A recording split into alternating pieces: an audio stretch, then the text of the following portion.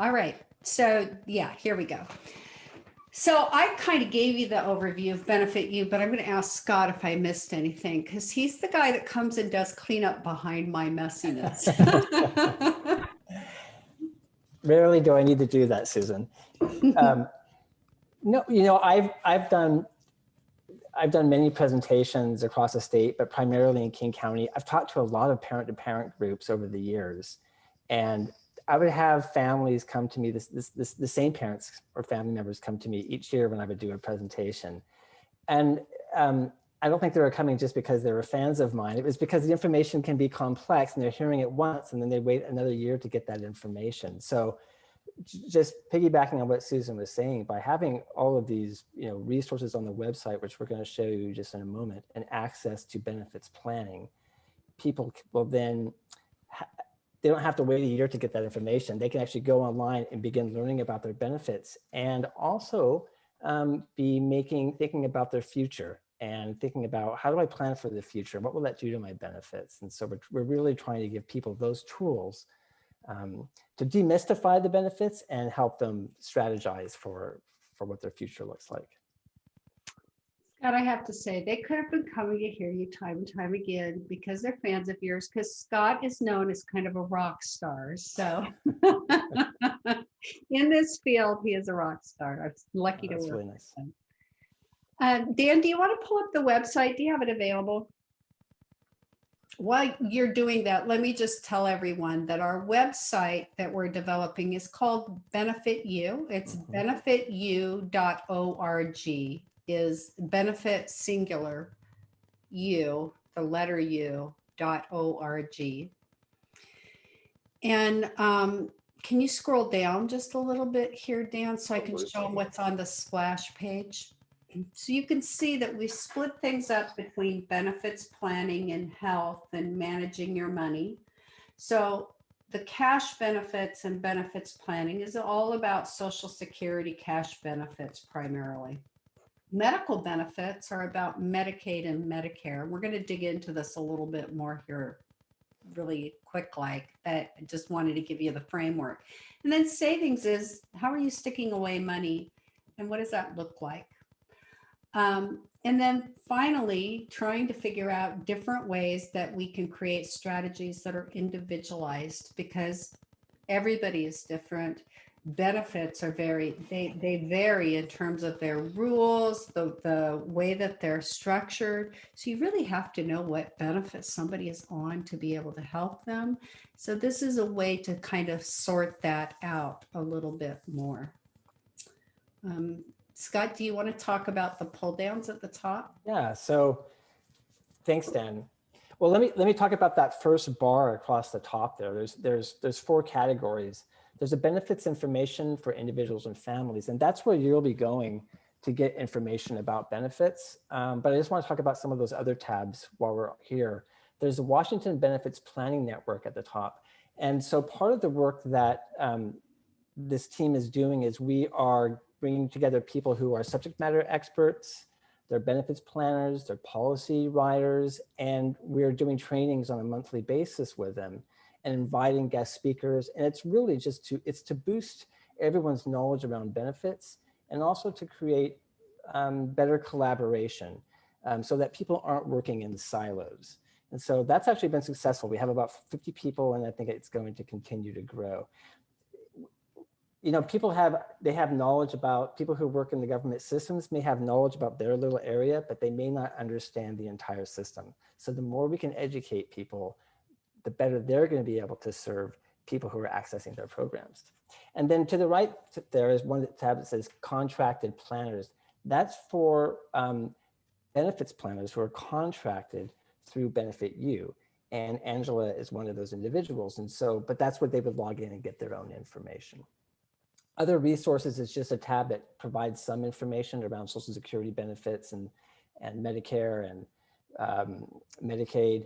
It's quite limited, as you can see. So I think it's important for folks to realize that this website is really, you're seeing it at the beginning stages. It's going to continue to grow. In fact, I wouldn't be surprised if down the road, it's going to look very different. We expect it to be a lot more robust. But right now, this is where we're at. And there are a lot of resources on there as it stands right now. So we encourage you to take a look and poke around. So Dan, if you can go back to where it says benefits information for individuals and families, great. You can probably just, yeah, you can scroll down if you want to. You can see the different topics that we talk about. We have a section on COVID-19 because there was a lot of legislation that passed right around this time last year. And that some of that legislation was affecting people's, or could affect people's benefits or the rules of those benefits. So we were trying to stay on top of that and provide the latest information. We have a section on cash benefits. When we talk about cash benefits, we're talking about cash benefits from Social Security, such as SSI or SSDI, or other benefits, which we'll talk about in just a little bit. Medical benefits, Susan talked about that, could be Medicare, Medicaid, and then also the programs that are paid for through those medical programs. Like the waiver. Like the waiver, yeah, like Mm-hmm. which is really important for people who are eligible for DDA services. You know, the waiver is what is funded through Medicaid, or what Washington State calls it Apple Health. And the waiver can pay for employment supports, it can pay for in-home supports, and a lot of other services. So it becomes key to receiving a lot of services when you're a client of DDAs. And then below we have a section on saving strategies. You know, sometimes benefits that people receive have a limit of how much money that you can save and be eligible for those programs. But that doesn't mean that you can't save money. There are strategies and tools that people can use to actually save money and stay eligible for those programs. We have a section called other benefits. Right now, all we have on there is basic food benefits, but we expect that to grow.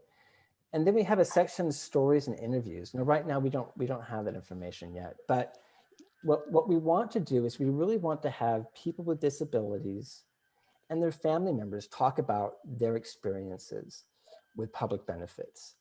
There's a lot of myths out there around with public benefits. For example, that you can't work because if you work, you're going to lose your SSI or you're going to lose your Apple Health.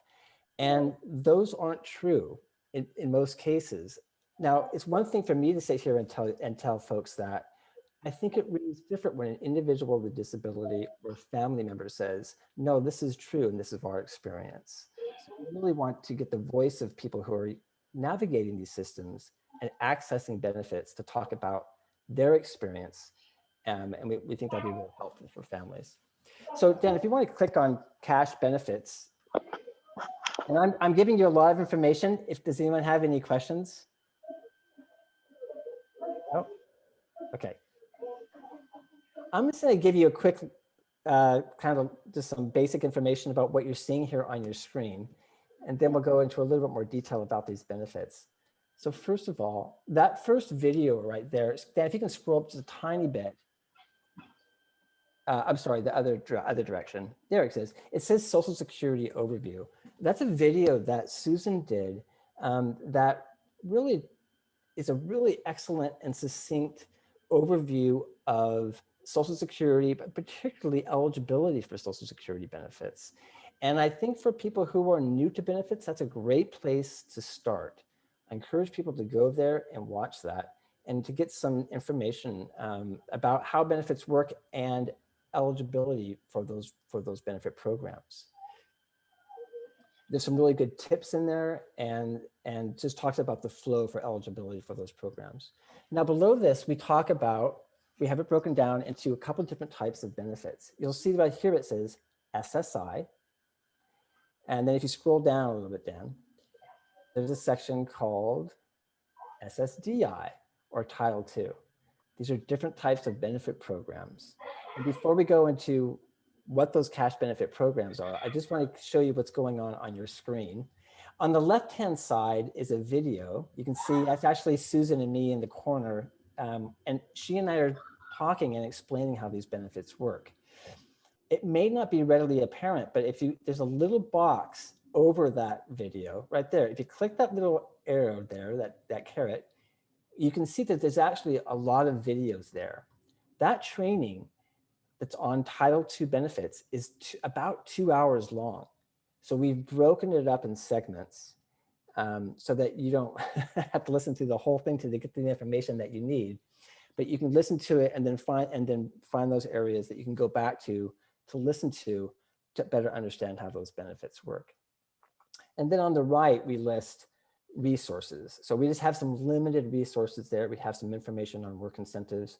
Some of this information is still being updated for 2021. And as I mentioned earlier, this is going to become more robust. So right now it looks a little bit limited, but this is a good foundation for people who want to learn about their benefits. They can get a lot of information just from this webpage. I want to just, I want to point out that this section is cash benefits, and we break it up into SSI and then into something called Title II. Most people who get benefits from Social Security, especially when they first get them, they don't get necessarily a roadmap to those benefits, nor do they get sort of a glossary of what these terms mean. A lot of times people don't even understand what benefits they get from Social Security. So I actually want to bring Angela on just to talk a little bit about maybe some of the differences between SSI and SSDI or CDB benefits that might help people get a clue about what they receive. And Angela is your local benefits planner and subject matter expert. So I'm excited to hear her talk about these benefit programs. And she's going to be the person, if you ask for benefits planning, that you're most likely to interact with. We would, even if you called our call center and we make a referral out, it will likely go to Angela at this point. And that was what I was about to say, Scott, is like, how often do you see, and I know that I see that people don't even necessarily always know what benefit they're on when they start receiving a benefit necessarily. And I think there's a couple ways to tell. Sometimes it's knowing what the SSI payment amount is for a given year. I know for 2021 for SSI, which is the basic benefit, if you were to scroll back up, Dan, the SSI benefit, that the first benefit that's listed. So that's a basic benefit for an individual. And usually that's what you see maybe right out of high school, somebody that doesn't have any sort of work record. The individuals, it's the very first benefit that most people receive. Now, if an individual has a work record, their parent has retired, has become disabled or passed away, they often then move on to the SSDI benefit, which is that other benefit. And sometimes you can be on both, and that's called dual eligible. So that then things get a little trickier, and that's a good reason to see a benefits planner, because there are people that also receive both benefits. And you can tell sometimes what benefit you're on if you are reporting to Social Security every month, and you get a fluctuation, or the amount that you get from Social Security changes depending upon your income. When you work, you're going to know that you get SSI as part of your benefit. If it does not change, you are going to know when you report how much you're making, and the amount that you would continue to receive from Social Security does not change. That's going to mean you are on an SSDI benefit. So there's something that you guys would want to add to that? I mean, I know it gets more complex than that, but those are some of the overviews of what you'd want to know when it comes to those two types of benefits. Well, I have a question for the audience, and I wonder if there's a way to put a reaction up over your picture or your name on the screen. How many of you, if you or your sons or daughters receive a benefit, are clear about what benefit they receive? My daughter hasn't received anything. She's 16 and sophomore at North Thurston High School, and she's in the life skills class. So we're trying to plan and be ready for her before she graduates. And then we've heard misnomers about what age they can receive, start receiving it. So yeah, that's a big step for us, this first part. Mm-hmm. So do you mind, Scott, and the Angela and Dan, if I just briefly answer that question? No, it sounds good. Yeah, Okay. Go for it. So child is under 18. There's some things that impact whether or not a benefit is available to that child, that minor. So if you were looking at no parent, a parent isn't retired, deceased, or disabled, and if they're disabled or retired, drawing a benefit from Social Security, if that's not the case, the benefit that you'd be looking at is SSI, Supplemental Security Income. That benefit is a low income benefit. It's to help somebody with their basic needs. That means that a family, because a parent's income impacts a minor's considered resources and income, a parent would need to be low income in order for their child to be able to qualify. So if that's the situation, there isn't a retired, deceased, or disabled parent, and this isn't a low income family, low income, low resource family, then we are waiting until the first full month that the person is 18 to apply. Why the first full month? Because that is when Social Security is looking at that adult child's income and resources rather than at the parent's income and resources. Does that make sense, what I'm saying? Well, when you say retired, that means the family is actually receiving benefits from Social Security? Yes. Okay, because I'm retired, but I'm not, retired from the military. Right. So, okay, so you're talking specific Social Security for the retiree. Okay. Yeah, you basically have to be vested in Social Security. Like sometimes a parent will die before full retirement age and their minor children receive a benefit. Right.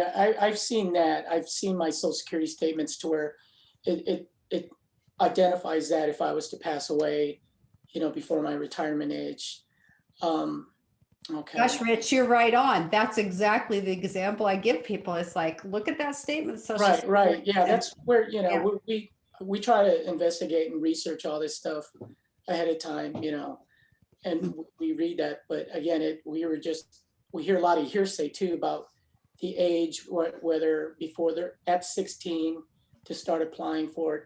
But I do not know though about the minimum wage though, what's the low income bar for that? Is that a number that you can give out for?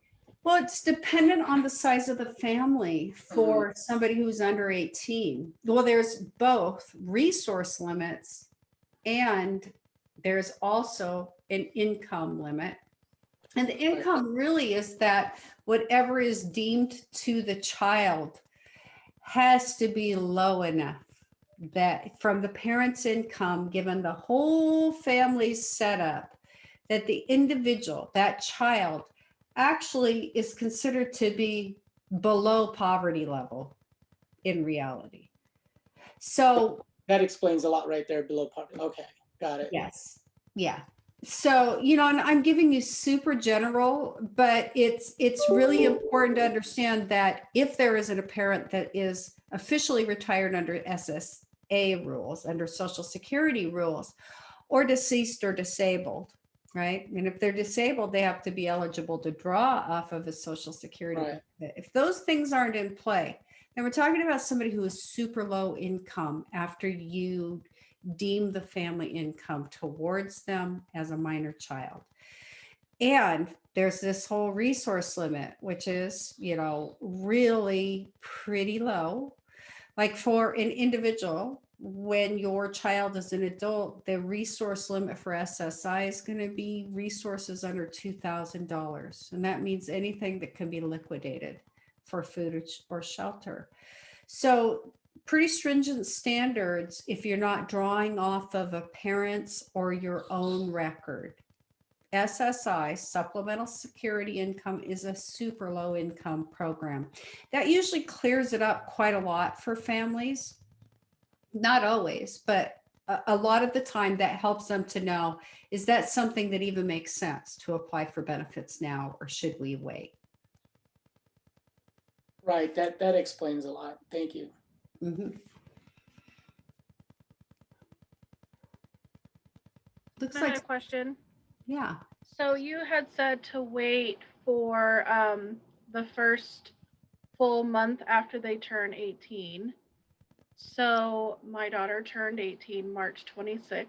So I should wait 5 more days then to do her application.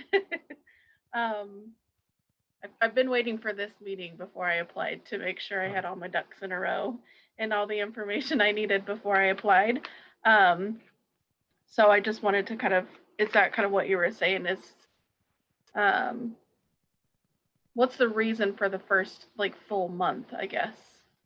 Because resources and income, they're really looking at a fresh month, right? So like for resources, let's say that you have a child that gets on SSI and they have resources that are above the resource limit, which is $2,000 for SSI for a single individual. Social Security looks at that at the very beginning of the month, the very first moment of a month. So when we talk about like eligibility and stuff, we don't want the person, that adult child, to be dragging along the family's income and resources, which is why we say that. Like you want a clean and clear history. Now, Scott, rather than me talking the whole time, I'm going to turn it over to you and you can talk a little bit more about, okay, so when should this adult child apply? Oh, okay, sure. Well,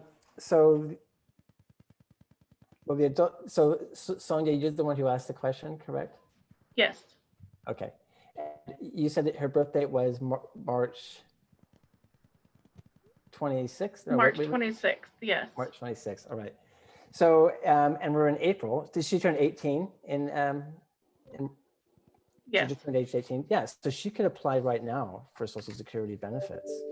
And she would likely qualify for, if she's going to qualify for SSI or Title II benefits, the majority of people qualify for SSI when they first apply. But you don't have to specify which benefit it is. She just applies, and then they determine which benefit she can qualify for. They'll choose the highest of the bunch. And So you could actually can they start. apply while they're still in high school when they turn 18? Mm-hmm. Yeah, Okay. yeah, that's fine. Okay.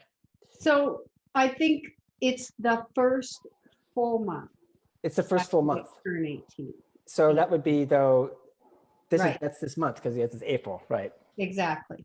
Yeah, But I I mean, just wanted to clarify, Sonia, and reiterate, like when we talk wait a month, it's really wait till the first full month from start to end if they are an adult.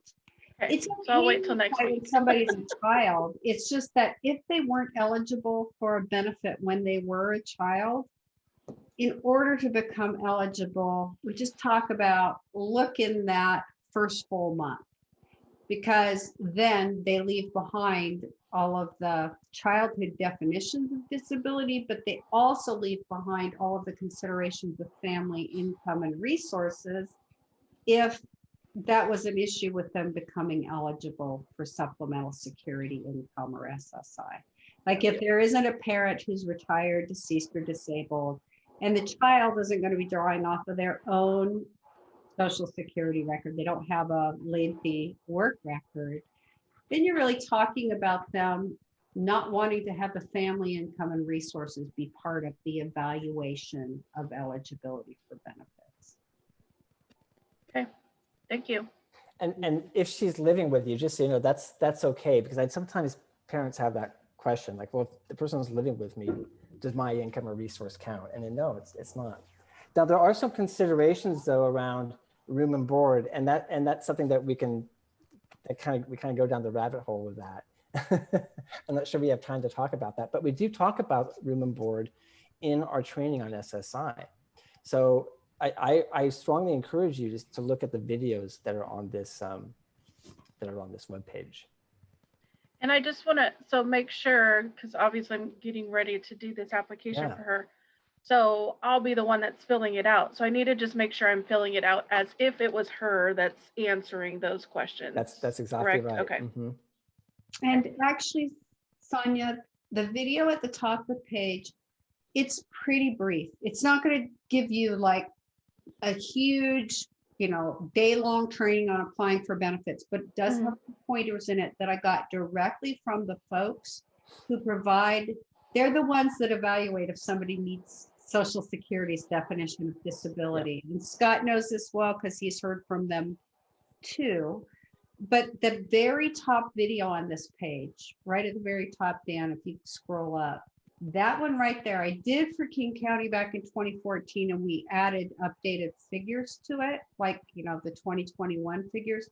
But it has pointers about the way that you should think about things when you're applying for benefits and gathering the records yourself instead of just writing a doctor's name and phone number. Mhm. Now, these are based on the most common questions that I've had from family members, particularly across the last 20, 30 years, as I've been talking about Social Security and medical benefits. So go there and look. When you're thinking about applying, go there and look. It won't take you a ton of time, but it will give you a few pointers that will hopefully help pave the way for an approval. Great. Thank you. Mhm.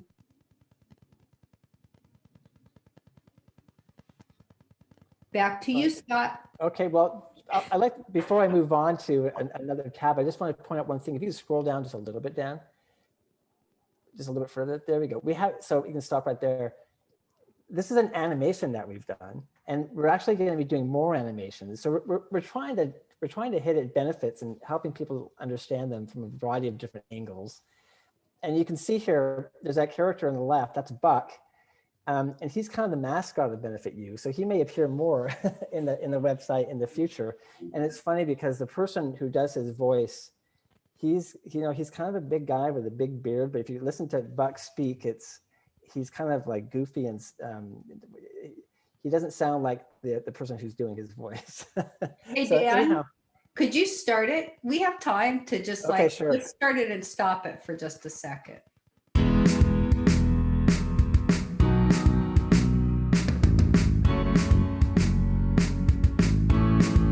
This is our SSI Basics Edition. Scott and Susan are on a mission to break it down so you know how.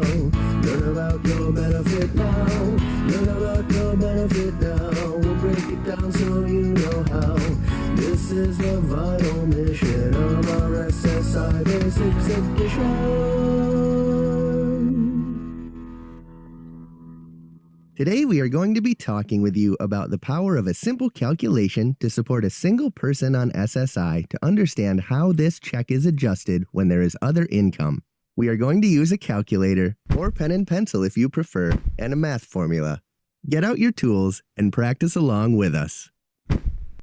We can help. It won't take long. If you know the basics, you can't go wrong.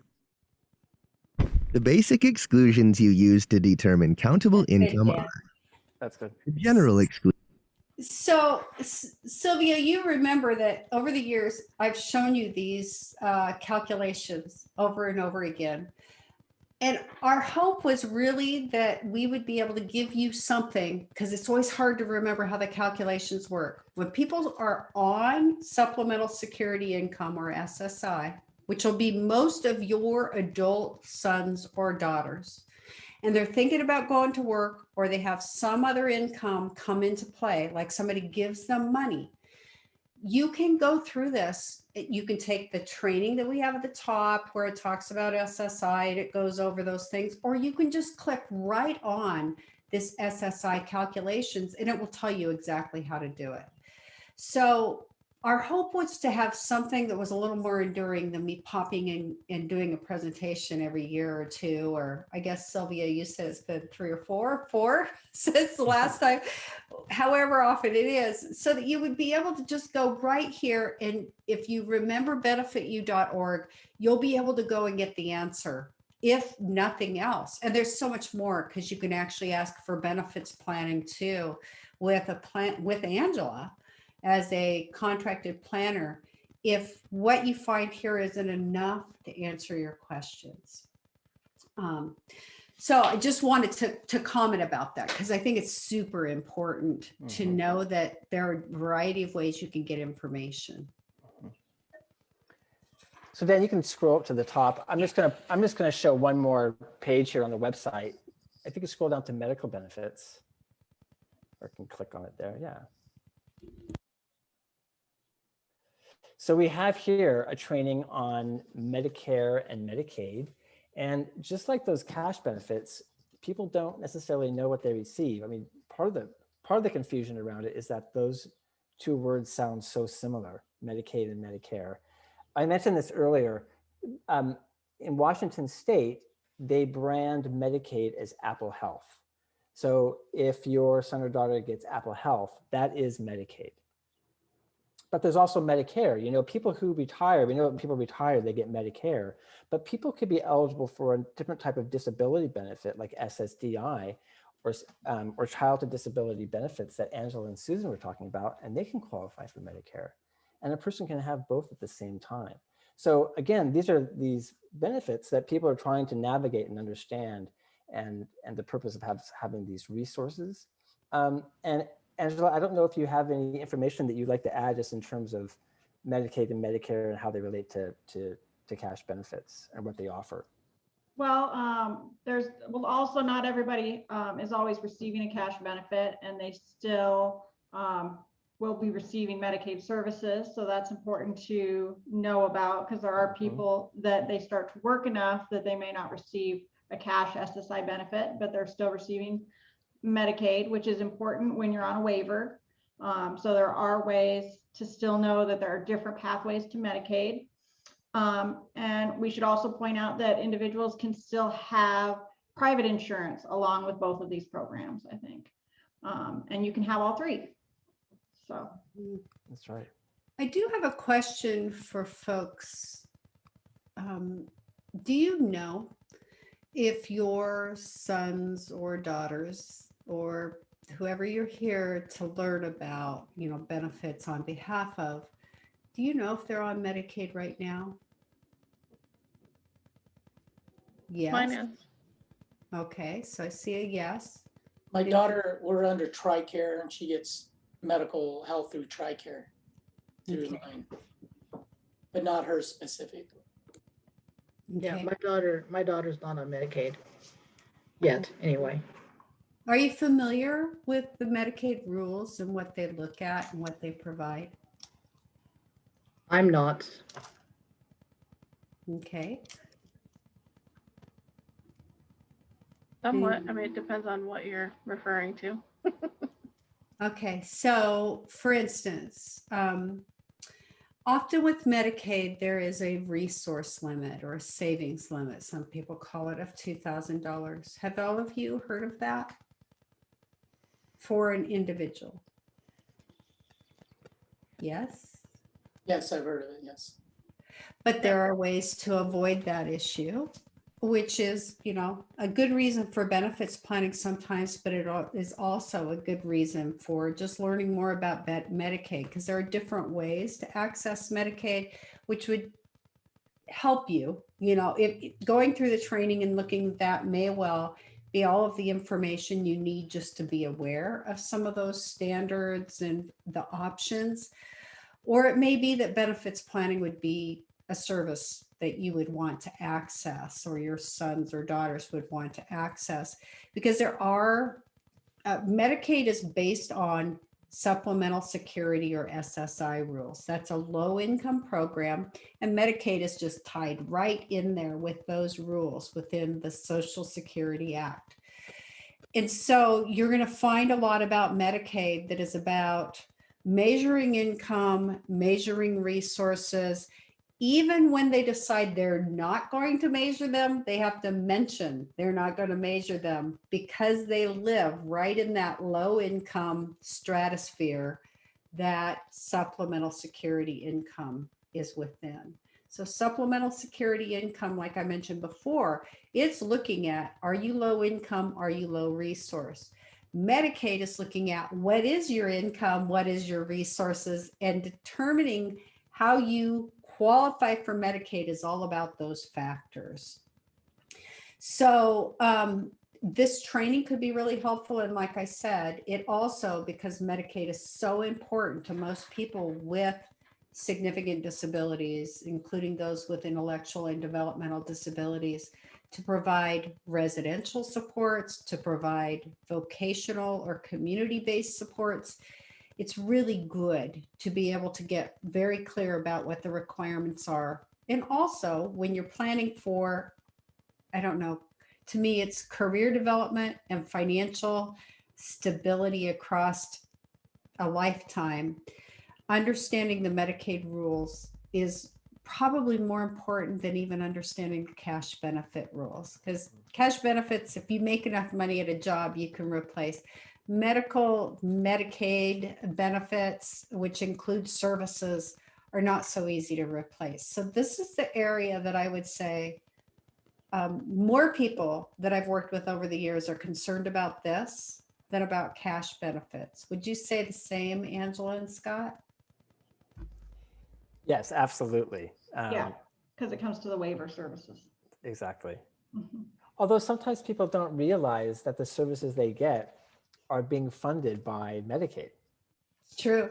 And then, but once they realize that, that does become the most important piece, because it's paying for so many things that the person is using to be as independent and successful as possible in their life. So that is a big concern for folks. I have to say though, there's a lot of different ways to qualify for Medicaid, and I can't recall an easier time to qualify for Medicaid in Washington State. And in fact, there's a program there that you see here called Apple Health for Workers with Disabilities, which is, it's a program for people who are working. If they have a disability and they're working, they can purchase Medicaid. Yeah, Rich, you have a question? What about ABLE account? I've heard of that. That's a good point. Let me just finish with Apple Health, Okay, and we'll jump to it. No problem, because it's relevant to what we're talking about. I just want to say this Apple Health for Workers with Disabilities, or HWD as we call it.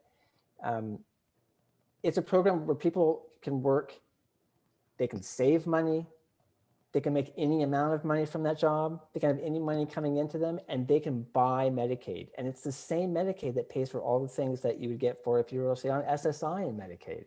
It covers the waiver, it covers in-home supports. So this is a really great program in Washington State. It means that people can work without risk of losing the medical benefits and the services that it pays for. It's a really fantastic program. Because right now there is no premium for HWD during the public health emergency. So first and foremost, there is no premium. Okay, that's good to know. And Medicaid will help cover private health insurance premiums because it saves the Medicaid system money. Right. So, and is that the reimbursement, like the premium reimbursement program? Yeah, which we have a link to. And Yeah, I'm sorry, Scott, I get so wrapped up. You can tell I love all of this. Go for it. So, go ahead, Scott. Okay. Well, no, that's all right. And it's really a matter of education, in terms of that person doesn't realize that they have options right now. That, like Susan said, there isn't a premium, but if there was a premium, there's a good chance that premium would be paid for because they're Medicaid eligible, and they just need to be able to have access to that information, But I get it. I mean, that information has to be available, and that's really what we're trying to achieve here with the resources that we're developing. Yeah. One thing I was just going to add to this is when I'm doing benefits planning and I'm meeting with an individual and we're having these types of conversations, I'll show them the math on it usually. Like, okay, so let's say you don't want to go into HWD. Let's look at what the cost is of all the services that you happen to be receiving. Or if you did pay for this premium, how much would the premium actually be? And who knows, maybe that premium is less than the private insurance costs, and it saves you money. So, giving people that information so they can see the actual numbers and how it affects their budget is pretty powerful, so they can make those informed decisions. And actually, I think that this underlines why we're talking about what's available on this site. That's because this is a big topic. Mhm. And Scott and I both have had the experience of having to go and present all of this information in an hour and a half and then not see people for another year or 2 or 4. We just want you to know that you can go here and find this information. And really, ultimately, I think knowing that there's the benefitu.org website is really useful. But then what's the next step? If what you find is that you go to the website, you get your general training, and then something happens and you have a question that's very specific to your son or daughter, what do you do next? So I want to, if we can, since we only have a half hour left, move it to Dan to talk about the intake process, and then have Dan and Angela talk a little bit about the benefit analysis and what that process looks like. Is that sounds okay, Dan? Yeah, that sounds great. And Yeah, thank you. I just want to say one thing, Rich, you asked about the ABLE account. If you go under savings strategies on our website, there's information about ABLE. So just a heads up. It's right under here. There's a few Training different and resources. Yeah. Yeah. Okay. All right, Dan, go ahead. Thank you. Yeah, my role with Benefit U is I get the privilege of working with people when they first come through our doors. That I get to be the first interaction with people, which is really great to be able to get people connected and headed in the right direction, and start to get some resources and connection with planners started. And the good news is that it's a pretty easy process as far as signing up for services. And I'm gonna go over here because I had actually put together a video that we are using, and I'll cue that up here in just 1 second. That'll walk through it. But it the way that we're doing intakes right now is that you're able to schedule those on our website. You're able to book an appointment, complete your intake paperwork, and even do those initial customer service agreements and releases of information. So we can do that all digitally right up front in order to kind of cut down on some of the time that is often spent in intakes collecting all of that information. We know that people's time is valuable, and that some of this can be collected up front. And we really wanted this service to be something that a person was able to be in the driver's seat and get going when they were ready to do that. We know that sometimes getting connected to benefits planners or to any service it can take some time to get into the chute and get connected with somebody and actually talk to a person and get things rolling. And so we wanted to find a solution that would work for people to get people moving quickly.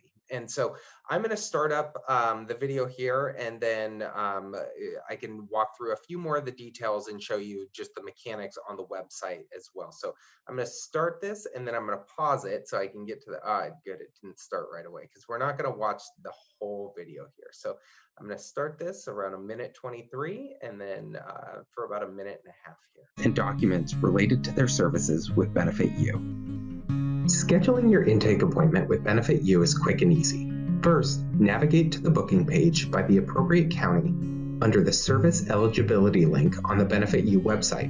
From there, customers will be able to select a day and time for their intake meeting, enter their information, and confirm the appointment. Once the appointment is booked and confirmed by Benefit U, customers will receive a confirmation email containing their appointment details. In addition, a link will be sent via email 1 hour prior to the intake appointment containing your login information. Family, service providers, or other advocates are welcome to join at the request of the person receiving services or their guardian. After booking an appointment, customers will receive an email requesting them to complete an intake profile. Here, customers will provide initial information related to their current situation, benefits and services received, and current and past job history, as well as outlining their goals.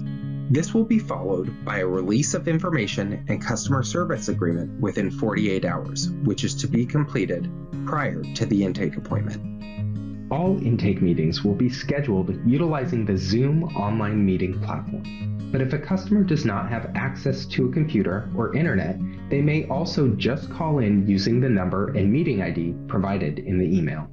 So I'll stop there.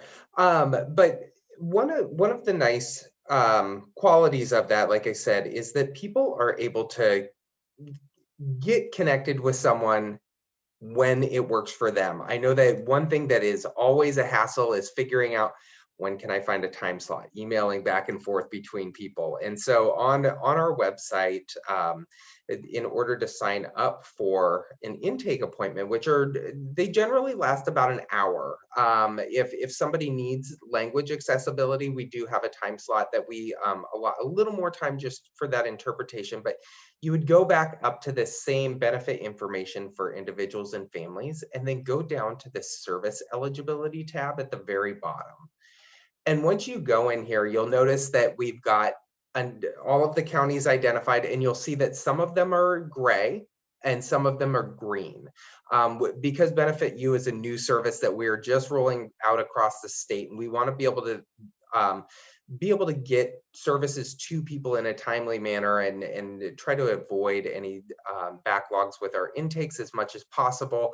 We're rolling out in phases. And so you can see Thurston County is already open for services. And so if you're wanting to book an appointment, you would just come in here, click on your county, and then that booking widget is going to pop up, and then you will just select if you're a new customer who's coming for the first time to Benefit U and you're providing information up front, you're going to do this 60-minute new customer intake meeting. I'm going to make this a little larger for you all.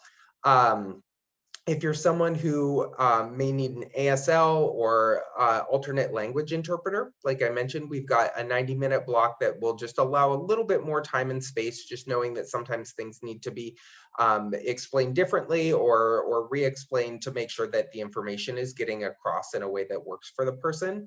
And then also, like Susan had mentioned before, not only do we want the website to be something that people feel like they can come back to and re-engage with whenever they're needing that, we also want the benefit planning services and access to folks on our team to be something that is easy for people and a reoccurring thing when it's needed as well. And so folks who have been out of service, maybe they've received some benefit planning in the past and now they want to come back, maybe get a refresher, maybe a situation has changed.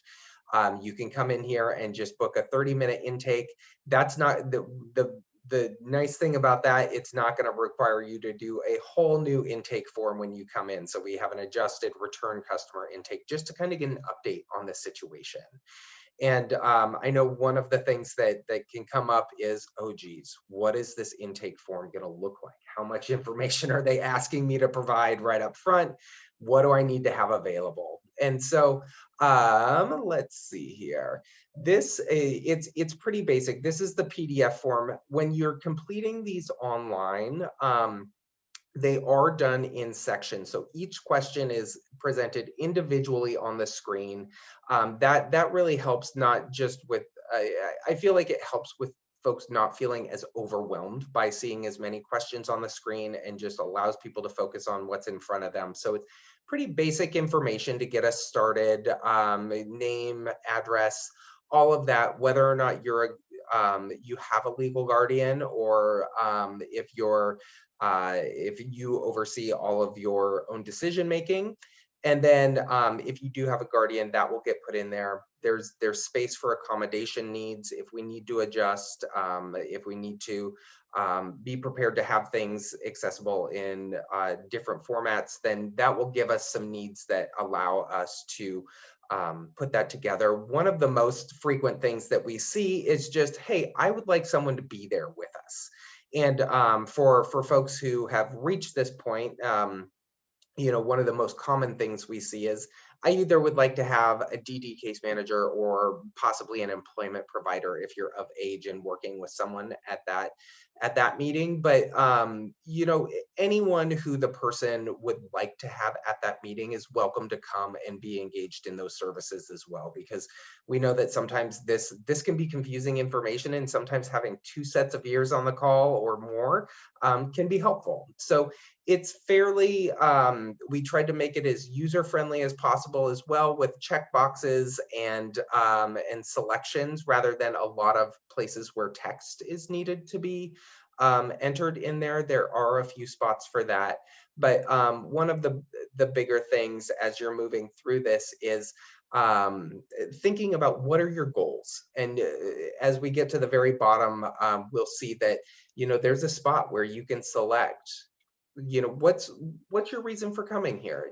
I have just general questions about cash and medical benefits, all the way to I have an urgent issue that really needs to be addressed. And that'll help us know not only what's a little bit of your goals and situation, but how quickly do we need to prioritize some things as well, if you're in an urgent situation where someone's at risk of losing benefits, and we want to be able to get to folks as much as possible. So the intake process, I've asked for feedback from folks who have come through so far and have gotten pretty good feedback on it. One thing to know is that an email address will be needed for this, and that's because the confirmation, the link to the meeting and the phone number, as well as the documents that will need to be signed, all get sent to that. And so that can be, if the person who is receiving the benefits planning has an email address, that's great. If there's a representative that they would like to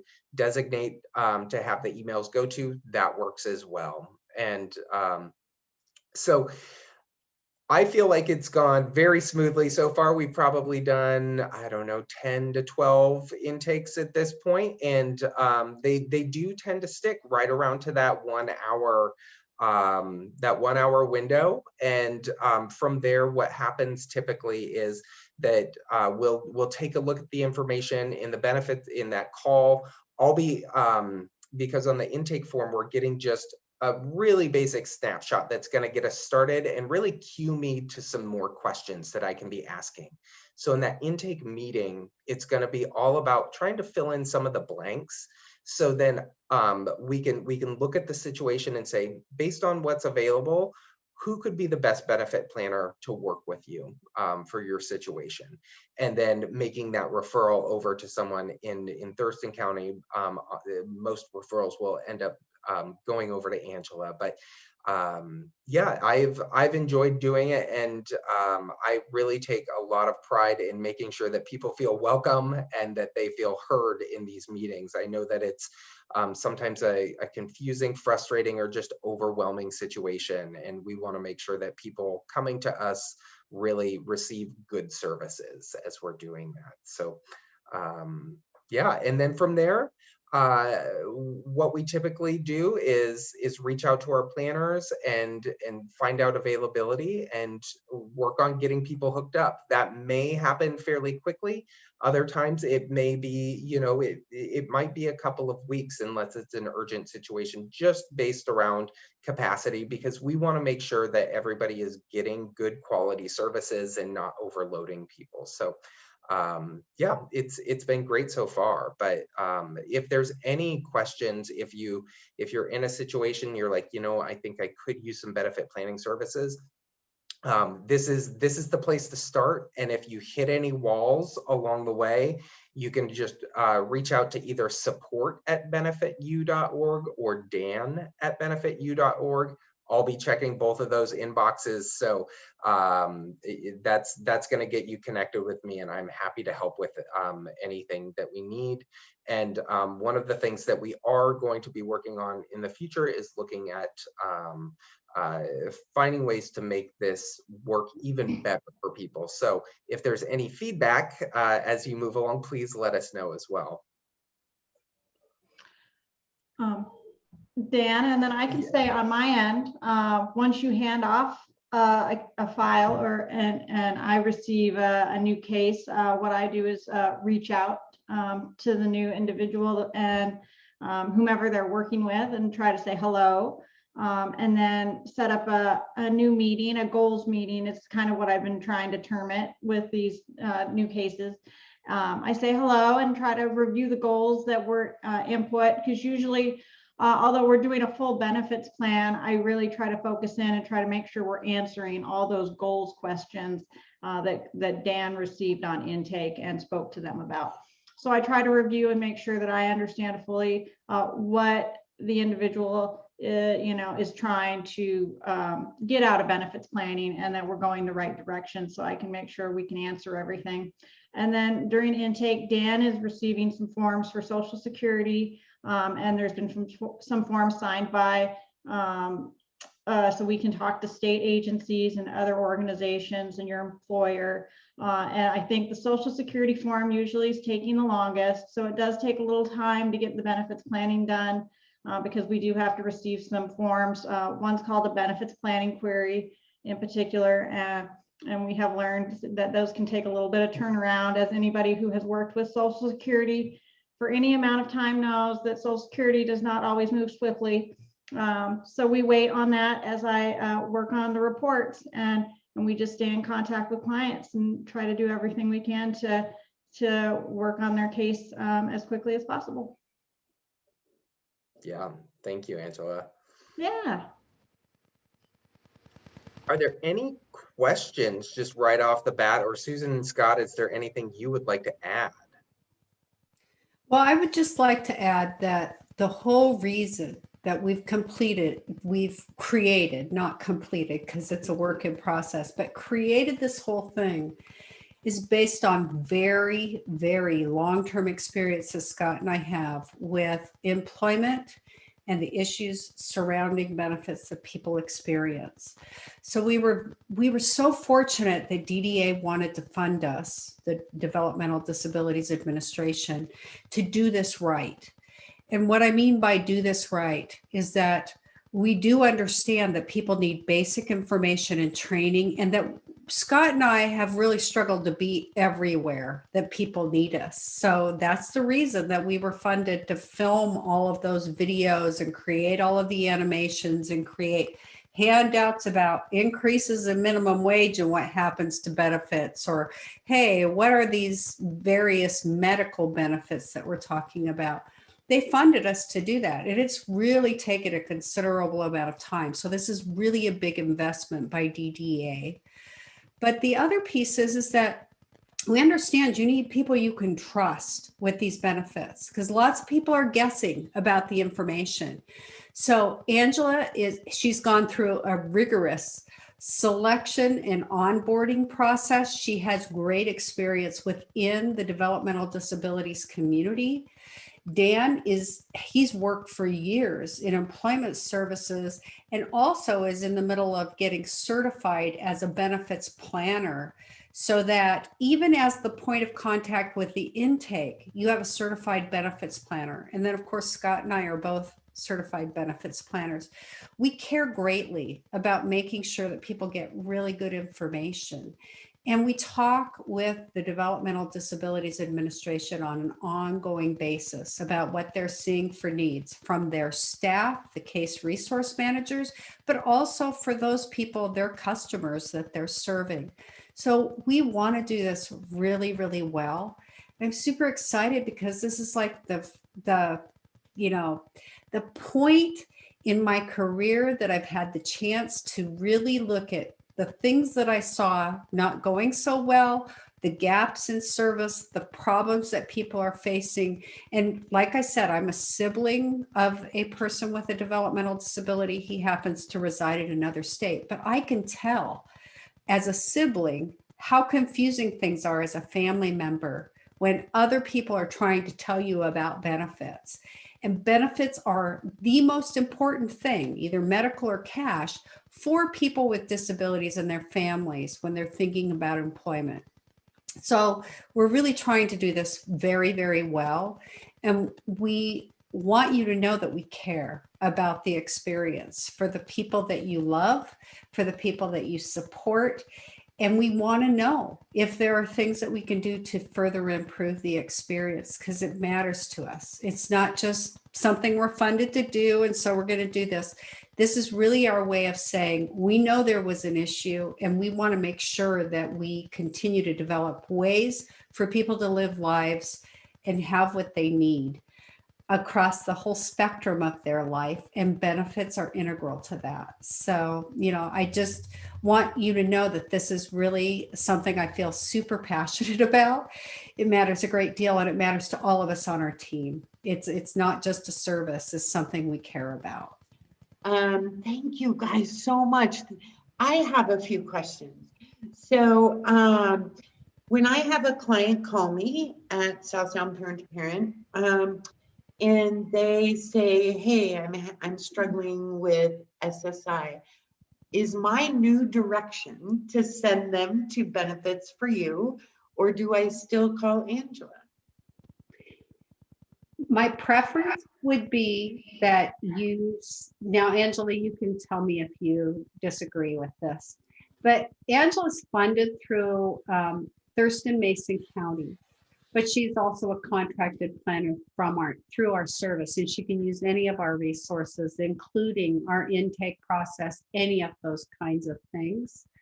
So it might be simpler for people to know they go to benefitu.org for the training, and they go through the intake process on that website so that they're sort of raising their hands to say, we want a meeting with Angela because we have something, we're on benefits and we have something we need help with. Do you feel that way, Angela?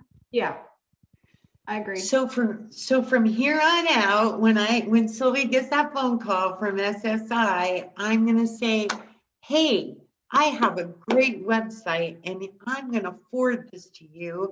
You're going to fill out the form and then you're going to get immediate services. They'll be able to schedule their intake whenever that works for them based on the time slots of it. So they'll be able to go in there, they'll see the time slots that are available and they'll schedule that with them. And so then from there, I will do the intake with the person and gather that initial information. And I think that's one of the benefits, as well as directing them through Benefit You and having them go through that intake process, is that we'll have a database where that information is being kept. And if they come back, we will have their information on hand. So those return customers are not going to have to restate everything that they've stated before within that it's going to be something where, oh, hey, we see that you've been with us before. Great. What's changed in your situation now? So that's great for those people who maybe, they've got a situation that they get some support that changes down the road. Now they want to know what that looks like, or they want to start planning for the future. Maybe they had an emergency at first and now they're ready to really be prepared as they move forward. And that's just going to help with that information flow as well. Do you understand how exciting this is? Oh my goodness. And we're equally as excited. So we're lucky. Mind blowing. We are lucky that the state had faith in this process and believed in us. I've always believed in you, Susan. Oh, yeah, thank you. I appreciate that. And I'm just so fortunate that I have people to help pull the plow with this because it's been a really big project. Hey, Dan. Yes. Sonia was asking if we have a flyer, and I happen to know because I had a sneak peek at something you're looking at. Yes. That you have a response to that question. Yeah, I do have a flyer, and let me see if I can get that and put that in the chat while we're talking. And I'll send over a PDF. And my suggestion would be, if you're going to be sending that out, to rather than printing it out, to send it electronically whenever possible, because those links are live in there that will take people to resources. So give me just a second and I will try to dig that up and post it in the chat. If that doesn't work, maybe I can send that over to Sylvia and she can distribute to the group. And Rich, I'm going to address you personally. So please write down my phone number, 360-352-1126. And that is the main number to South Sound Parent to Parent. And I can walk you through everything that you're asking for transition. Call me and I will release your stress and I will break it down for you one by one by one by one. So are individuals able to work while they're doing their transition program in school? If she could work even if she wasn't doing the transition program, or if that would impact or affect the work that they were doing in the transition program at all? So there are a variety of special provisions in Social Security rule for people who are students. So being able to work is a good thing. And hey, when I think about when I was a young person thinking about work, I didn't work because I wanted to work. Are you kidding me? I worked because it gave me a chance to go buy the jeans I wanted to buy, right? So that's great. That's perfectly normal. That's the way we all want to live. But there are ways to pocket more money while you're working as a student. It's a great opportunity it's a window of time when you can work and really enhance what you're able to grab. Now, I want to talk about Benefit You and our planning services. Our planning services for Benefit You right now are funded by DDA. That means that in order to make a referral to Angela for planning, for individualized planning, we need to make sure somebody's eligible for DDA services. If somebody is not, that doesn't mean they can't still complete the intake, go through that intake call. What Dan will do is help them sort out where can they get the planning services they need. So DDA felt this way too. They decided they weren't going to rule out somebody by saying you can't bother calling this service if you're not served by DDA. Anybody can come in the door and we will help them find a benefit planner. If it's not the folks that we are funded to provide that specific individualized planning services with, like Angela, we would make referrals to other entities that are partners that do benefits planning, like the Division of Vocational Rehabilitation, like the Social Security benefits planners that are out there. And you don't have to try to sort it out yourself. We'll sort it out. So I just want to make sure the overall message is it's okay for you not to be quite sure where somebody's going to qualify for services. We'll figure out how to get you benefits planning. Okay.